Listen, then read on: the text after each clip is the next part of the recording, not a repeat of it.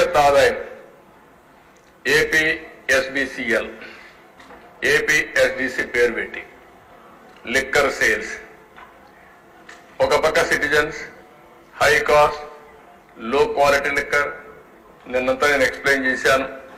ఇక్కడ వ్యాట్ వేశారు.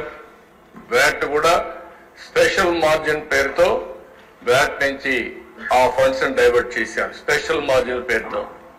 ఆ డబ్బులు ఇప్పటికీ 20,676 కోట్ల రూపాయలు డైవర్ట్ చేసి ఏపీఎస్బిసిఎల్ ఏదో స్పెషల్ మార్జిన్ వేసి గవర్నమెంట్కి ఇచ్చారు.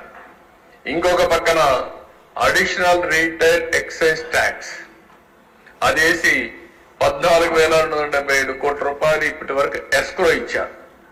నేరుగా ఎస్క్రో ఇచ్చి గవర్నమెంట్కి వస్తుంది, ట్రెజరీకి 1 డే ప్లస్ అని పెట్టి నెక్స్ట్ డే ఈ డబ్బులంతా అప్పులకు వెళ్ళిపోతుంది. మొత్తం కలిసి ఎక్కడికి వచ్చింది గవర్నమెంట్కి రావడం. ఇవన్నీ కూడా 15 years రెవెన్యూని డైవర్ట్ చేయడం కోసం ఏఆర్ఈటీ పెట్టారు. అంటే 15 ఏళ్ళు కడతానే ఉండాలి.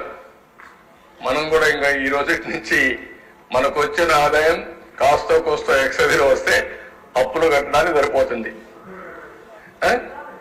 15 ఏళ్ళు నువ్వు కాదు అందరూ కట్టాల్సిందే. సావరన్ గవర్నమెంట్ అంటే ఎవరు చేసిన తప్పులున్నా అది ప్రజల మీద చేసిన తప్పులే. భారం కూడా ప్రజల కోసం పెట్టిన వారాలే. ఇప్పుడు ఇంకా 15 ఏళ్ళు ఆ డబ్బులు వెళ్తానే ఉంటుంది ఆ రూట్.